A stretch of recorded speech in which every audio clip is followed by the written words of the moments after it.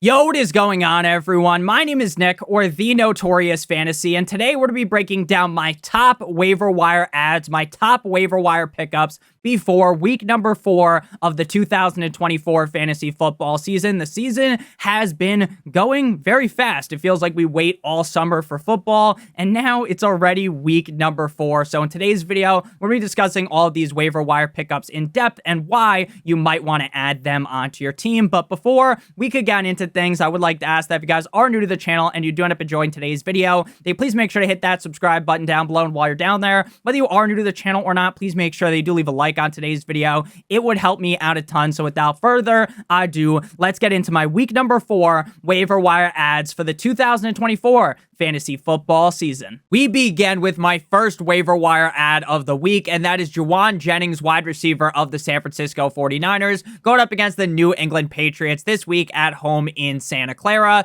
13.9% rostered on NFL for Jennings, 36% on ESPN, and 32% on Yahoo. Now, Jauan Jennings absolutely dominated 50 Shades of Grey style last week up against the Rams. Now, he is the wide receiver 1 on the week prior to Monday Night Football. Maybe one of the other wide receivers tonight ends up eclipsing him, but regardless, it was a fantastic showing out of Jauan Jennings. The man had 11 receptions on 12 targets for 175 yards and 3 touchdowns. Debo missed last week with a calf injury, and Kittle missed with a hamstring. Debo is set to miss a couple of weeks, so until Debo Samuel returns, you are going to want to put Jauan Jennings in your starting lineup. Now, am I ready to put the crown on the guy's head? Am I ready to give him the Suka Lamink, the Gawk Gawk 9,000 special and declare that he is going to pop off yet again up against the New England Patriots? I am not ready to do that, but I do definitely think if you are in need of a flex or a wide receiver 3,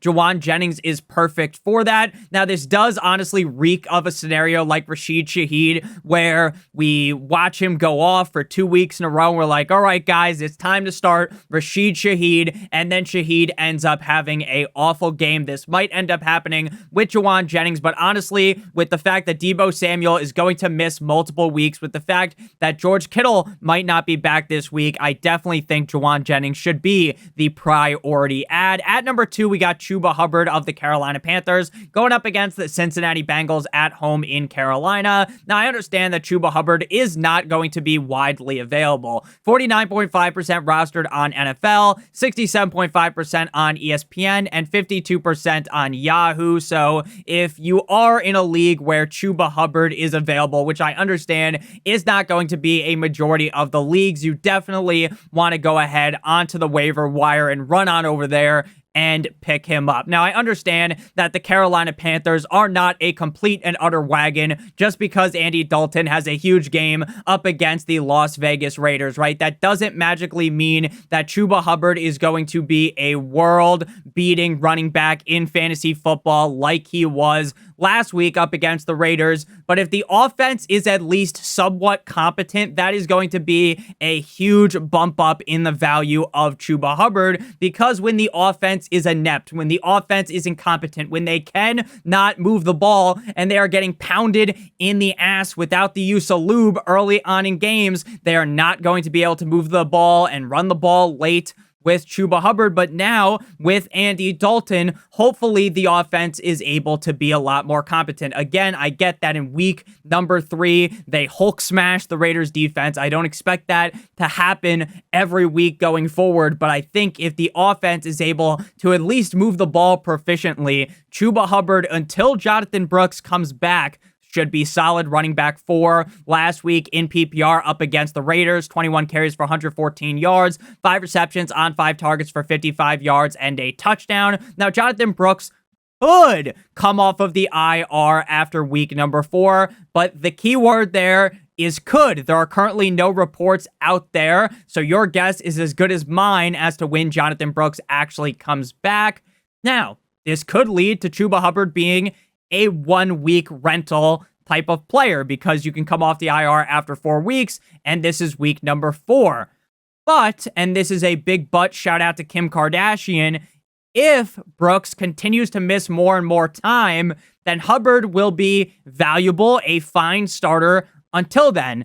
And with my assumption being that they probably end up easing Jonathan Brooks into the lineup. I don't think they're going to just go fucking balls to the wall and just give him a million snaps coming off of the injury. Then Brooks can probably end up not being a guy that you're comfortable starting for at least the first couple of weeks that he's back. And in that case, you'll be able to play Chuba Hubbard for a little bit longer. So again, I'm not here trying to fondle the balls of the Red Rifle, Andy Dalton. He had a great game. I don't think the team is going to be in overdrive going forward. But if Chuba Hubbard is available, and with how many injuries have been happening in the NFL, Hubbard is definitely a fine running back 2/a flex option. Next up, we move to Carson Stop the Steele, running back of the Kansas City Chiefs, going up against the Los Angeles Chargers this week in LA. 42.1% rostered on NFL, 57.8% on ESPN, 62% on Yahoo. So another guy that probably isn't available, but I definitely think is worthy of an ad. Running back 29 in PPR on the week up against the Falcons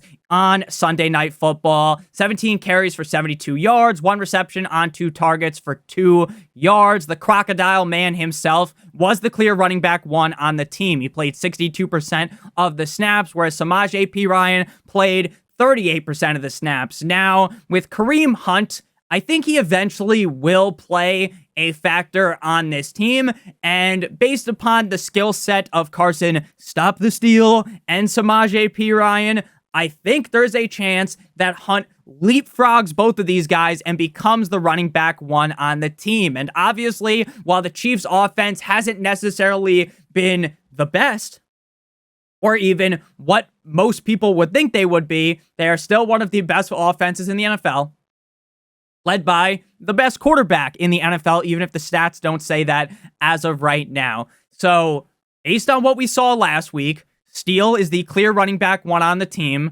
and there also is a chance that Kareem Hunt never even ends up cracking the fucking starting lineup. So, as of right now, if for some reason Steele is still available, if you're able to get 15 plus carries a week out of Carson Steele on an offense that could magically out of nowhere, like an RKO from Randy Orton, put up 30, 35, 40 points in any given game, he definitely needs to be rostered. Next up, we move to Rico Dowdle. You might just get hit with the Rico McMillan, running back of the Dallas Cowboys, going up against the New York Football Giants on Thursday Night Football this week. 10.9% rostered on NFL, 37.4% on ESPN, 42% on Yahoo. We've been talking about Rico Dowdle in the waiver wire video for what feels like the whole entire season at this point, and it doesn't just feel like it, it's because that's been the case. I've talked about him every single week. We've talked about how eventually that Mike McCarthy is going to realize that Zeke frankly does not cut it. That Ezekiel Elliott is not the same guy that he was back at Ohio State. He's not the same guy that he was a couple of years ago when he was legitimately one of the best running backs in the NFL. I'm not going to sit here and say that Ezekiel Elliott hasn't earned anything in the NFL, that Ezekiel Elliott was never a good running back, because for a period of time, he was one of the best running backs in the NFL. But we know how running backs are. Eventually, you hit the age cliff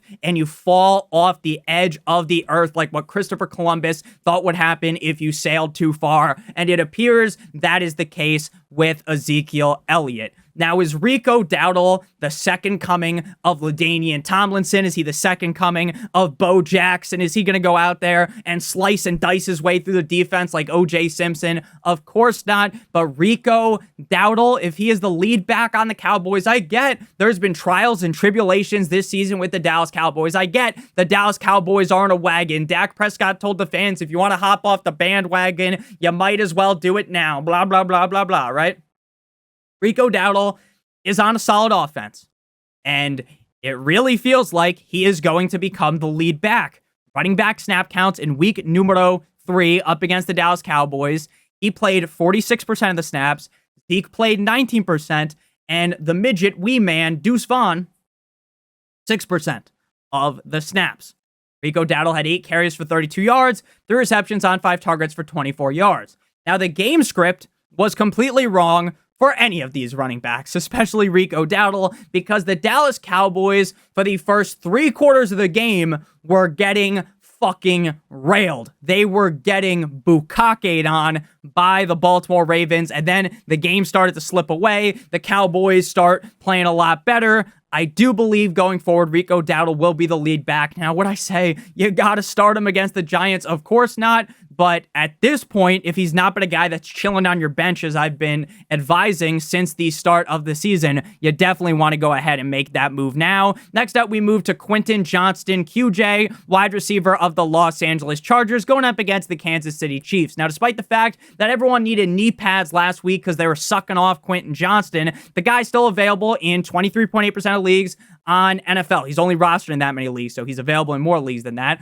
Only rostered in 42.7% of leagues on ESPN and 45% on Yahoo. But before we break down QJ and the West, and I have a lisp like Mike Tyson, the rest of this list, I do want to give you guys a quick word from our friends and our partner over at Underdog Fantasy. Now, if you are new to Underdog Fantasy and sign up using promo code Notorious or by clicking on the link in the video description, you will be able to claim your free pick plus a first-time deposit offer of up to $1,000 in bonus cash. The free pick this week is for tonight, Monday Night Football. Joe Burrow higher than half of a total yard. You're going to match that with any other players playing tonight on Monday Night Football outside of players on the Bengals. If both of those picks hit, you'll receive 3 times your entry fee. Now, you can also do 3, 4, 5 plus picks as well. And if you're watching this on Tuesday and you're like, oh, Monday Night Football already ended up happening, then if you do use promo code Notorious or click on the link in the video description, you will receive a different free pick that's very similar to this one, the Joe Burrow higher than half of a total yard. So again, make sure you guys check out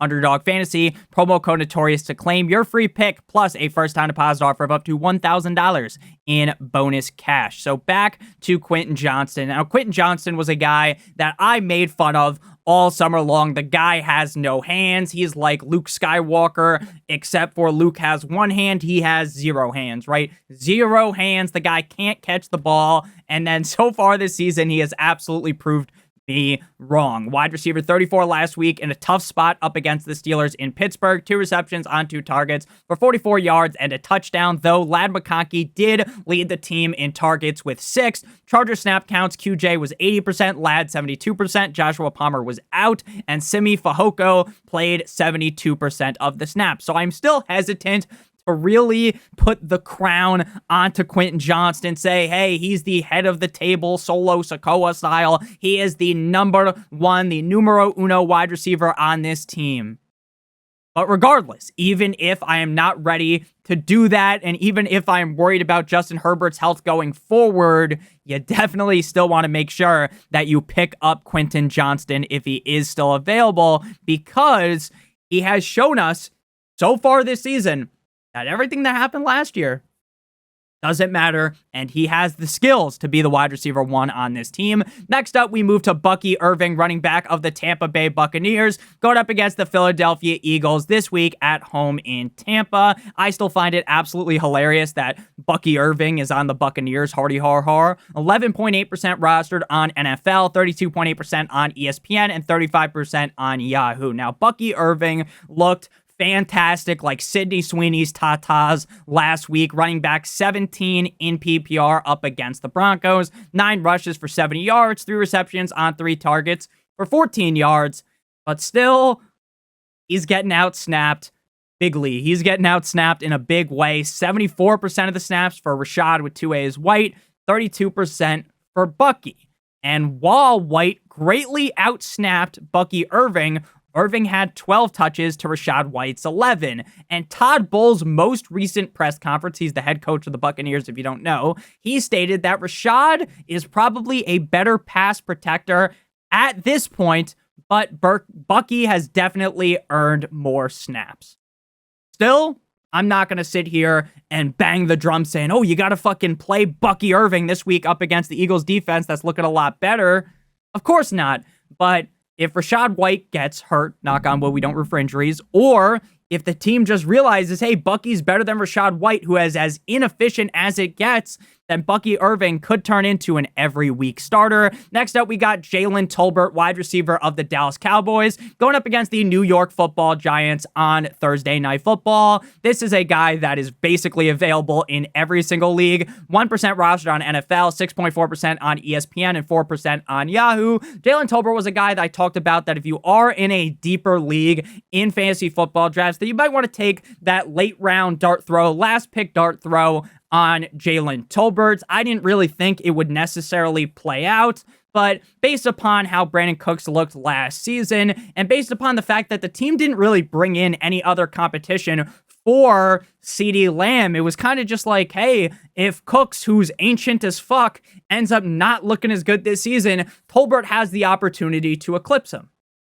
Again, it was one of those deep shots from the moon, that Stephen Curry meme where he's shooting like, hey, from the moon, right? When you're trying to text some girl that's way out of your league and you just say sup and you hope it lands. Well, Jalen Tolbert was that deep shot from the fucking moon, and it looks like it has landed. Wide receiver 29 last week in PPR up against the Ravens, 3 receptions on 5 targets for 42 yards and a touchdown. Week prior up against the Saints, he had 6 receptions on 9 targets. Very nice, I like, for 42 yards and a touchdown. The snap counts in week 3 were CeeDee Lamb 89, Cooks 80%, and Tolbert 75%. Though in week number 2, we did see Tolbert outsnap Cooks, so it's not like Cooks is clearly higher by a large margin in the pecking order for snaps.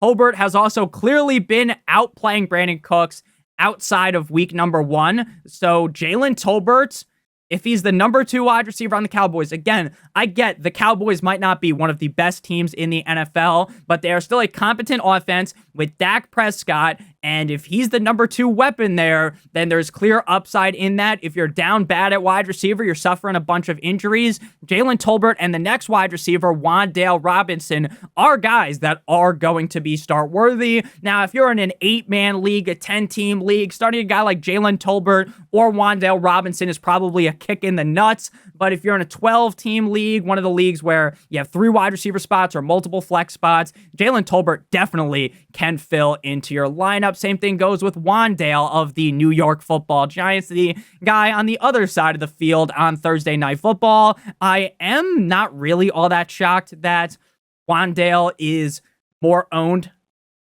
than Tolbert, but way different offenses, right? Now, I get the Cowboys haven't been living up to expectations, but you got a team with Dak at quarterback versus a team with Daniel fucking Jones at quarterback. 7.9% roster on NFL for Wan'Dale, 14.8% on ESPN, and 20% on Yahoo. Now, Wan'Dale, there's no way he's going to be the wide receiver 1. It's just like Jalen Tolbert. There's no way he is eclipsing CeeDee Lamb without an injury, knock on wood. So Wan'Dale very clearly behind Malik Nabers. Malik Nabers makes Wan'Dale Robinson look like a fucking pee-wee football player, but Wan'Dale Robinson has been putting in work. Last week was the second time out of 3 games this season where he had 8 or more targets. We're not talking about, 5 or more targets, which is solid. 8 or more targets. 7 receptions last week up against the Browns in Cleveland. A solid defense as the wide receiver 30. 8 targets, 61 yards. Now, obviously, you have to kind of plug your nose, hold your breath a little bit, playing the wide receiver 2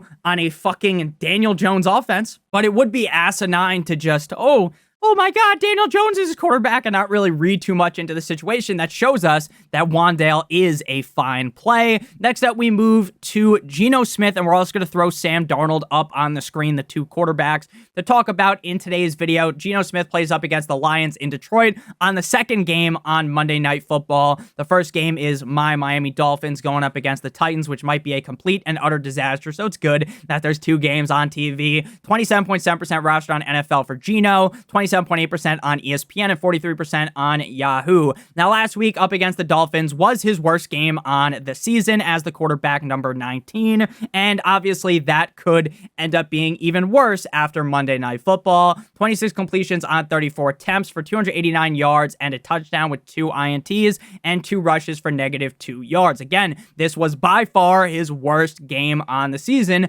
as he is currently the quarterback 9 on the year. I love this offense. I love the weapons. I love the coaching staff. And I think that Geno is a great start up against the Lions defense. And he has another great matchup in week 5 up against the Giants, which is why I have Geno ranked higher than Sam Darnold.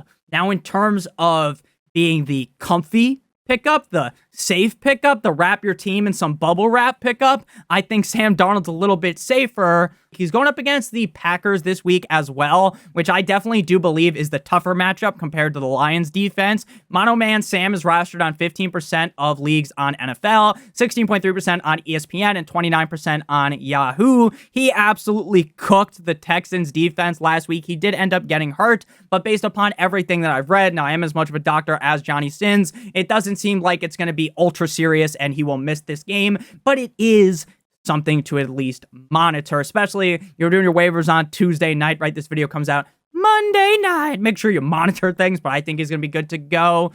Quarterback 6 versus the Texans, 17 completions on 28 attempts for 181 yards and not 1, not 2, not 3, 4 touchdowns in the game. Quarterback 2 on the season, 3 straight games with 2 or more touchdowns. I get that saying the name and uttering the name Sam Darnold will send shivers down your fucking spine. It feels disgusting. It does, but Sam Darnold has been looking great. Sam Darnold has looked amazing, and honestly, I said it in the offseason, Kevin O'Connell is going to cook up for this offense. Regardless of who the quarterback is, the quarterback play will be good because Kevin O'Connell is an upper echelon offensive fucking guru. So Sam Darnold should be very solid in this game. The matchup gives me a little bit of pause, but I still think Sam Darnold, he cooked the Texans, so he should really have no issues up against the Packers. Next player here is Sam Darnold's teammate, Jalen Nailor. I barely knew her, wide receiver of the cold like Minnesota Vikings, going up against the Cheeseheads. Revenge game for Aaron Jones. 2.2% rostered on NFL, 4% on ESPN, and 11% on Yahoo. Wide receiver 33 in PPR last week up against the Texans. 3 receptions on 4 targets for 31 yards and a touchdown. He has scored 1 touchdown in 3 straight games. Now, based upon the team that they have, Jalen Nailor is a very touchdown-dependent play. He's not a guy. Now, maybe this week he gets fucking 8 targets or something, but he's not an 8-target guy. He's like a 5-target max, 6-target max type of guy. And he is also heavily dependent on Jordan Addison missing for me to actually want to play him. As of right now, I kind of feel 50-50 on if Addison is back or not. So if you are in a deeper league, I think that Nailor is worth that dart throw. Next up, we got Antonio Gibson, running back of the Patriots, going up against the 49ers in Santa Clara. 2.5% rostered on NFL, 31.7% on ESPN, 18% on Yahoo. Now, I'm shocked at the ownership percentage of Antonio Gibson because I would think personally it would be a lot lower. But hey, maybe people caught on before I did. Running back 36 in PPR against the Jets in MetLife. 5 rushes for 29 yards, 3 receptions on 3 targets for 8 yards. Now, Alex Van Pelt, offensive coordinator of the Patriots, basically said that there is a target on Ramondre's back due to fumbling issues. Now, does this mean that Ramondre Stevenson is dead in fantasy football, that you can't play Ramondre Stevenson? Of fucking course it does not mean that. It'd be crazy to think that. But, and this is a big but, shout out Violet Myers, if Stevenson was to lose his job, which now seems more possible because of the target on his back, then Antonio Gibson feels like a high upside handcuff. He is really looking good when he is getting the touches for the team. And Ramondre also appears to be slightly banged up as well, but I haven't really seen anything about that. So maybe that's just Fugazi, even though he definitely looked like he got hurt in that game up against the Jets. Next guy here, we got Roschon Johnson, the penultimate ad. If you guys have enjoyed this far, hit that like button, hit that subscribe button down below. Roschon of the Bears going up against the Rams, 0.3% roster on NFL, 0.8% on ESPN, 2% on Yahoo. Running back 20 last week in PPR up against the Colts in Indy. 8 rushes for 30 yards, 4 receptions on 5 targets for 32 yards. Bears snap count last week, 53%, which was way down for Swifty, who was at about 70% the first 2 games. 37% for Roschon and 10% for Khalil Herbert. Now, this breakdown is going to be as simple as it gets, as easy as 1, 2, 3, A, B, C. The reason why you pick up Roschon Johnson is because DeAndre Swift sucks.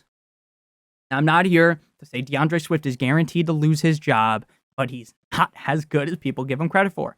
I told you guys all summer that drafting DeAndre Swift is risky because he really isn't as good as people give him the credit for, and that has played out as of right now. I don't think Roschon's going to outright take his job this week, but if the team is watching the tape like they should, they'll quickly realize that Swift ain't that guy, pal, and they should be giving Roschon more touches. Roschon looks far better than DeAndre Swift has. Final guy here.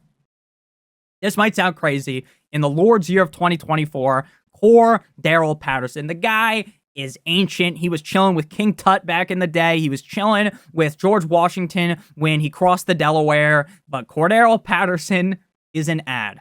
Why? Because Najee hurt his arm and is in a sling. Jalen Warren is getting an MRI on his knee.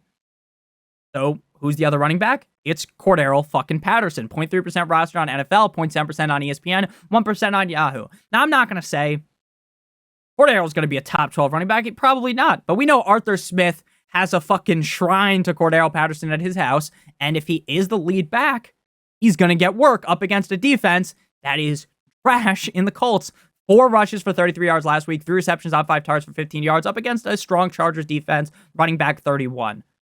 Are those the best stats ever? Of course not. But if he's the lead back on the team like the Steelers that wants to really run the ball and he can catch passes with the skill that Cordarrelle Patterson can, he could end up being a start-worthy back. And he will be a start-worthy back if Najee Harris and Jalen Warren both miss, or if even one of them plays and they are banged up, you might still be able to squeeze Cordarrelle into your lineup again because of how many injuries there are in the NFL. A guy like Cordarrelle Patterson might become start worthy. So thank you guys all so much for watching today's video. If you did end up enjoying, make sure you guys hit that subscribe button down below. And while you're down there, whether you are new to the channel or not, make sure you leave a like on today's video. Again, make sure you guys do check out Underdog Fantasy. Promo code Notorious to claim your free pick, like Joe Burrow, higher than half of a total yard. Again, if you're watching this Tuesday, Wednesday, Thursday, Friday, Saturday, Sunday, there will be a different free pick that you can get, plus a first-time deposit offer of up to $1,000 in bonus cash. Love you guys all so much. I'll be back tomorrow with the running back and wide receiver start sit if you already missed it. The defenses to stream video for week number 4, my favorite video to make every single week, already came out this morning, so make sure you guys check that out. Love you guys. Have a great one. See you guys soon. As always, good boy.